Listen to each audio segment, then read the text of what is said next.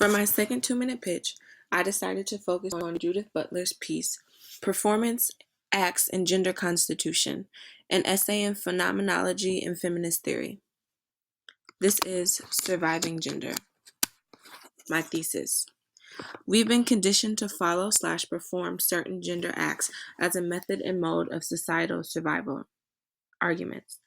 Gender is not only a social construct, but a performance required by society. 2. We've been trained to adhere to these performative acts, trained to think and operate as if there are only two genders. We must fit their binary. 3.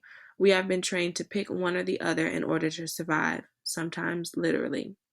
Butler says, gender is in no way a stable identity or locus of agency from which various acts proceed. Rather, it is an identity instituted through a stylized repetition of acts. Societally, we place boundaries and norms for little boys and girls even before the child is born.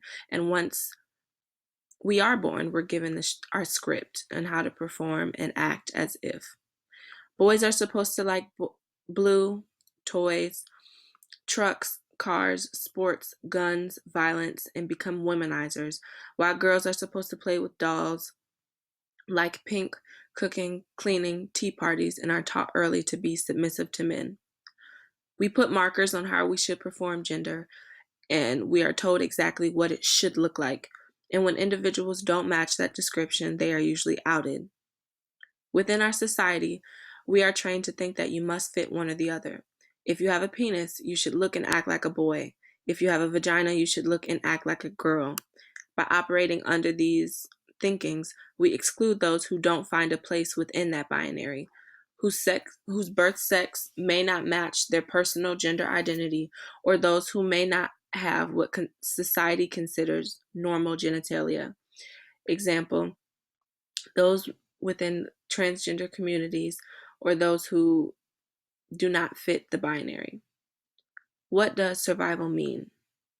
Acceptance, opportunity, and safety. Acceptance. In our society, people often look down on those who do not fit within our gender binary.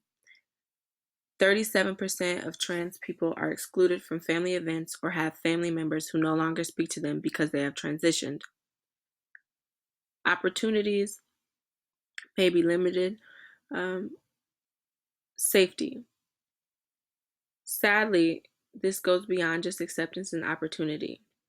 64% of young trans men and 44% of young trans women experience harassment and bullying at school from both classmates and school staff, while 47% of trans people do not use public social leisure facilities for fear of discriminatory treatment.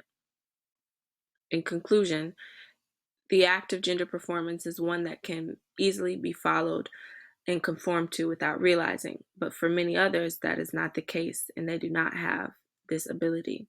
We conform to gender acts in an attempt to gain acceptance, still gather opportunities, and sometimes to remain safe.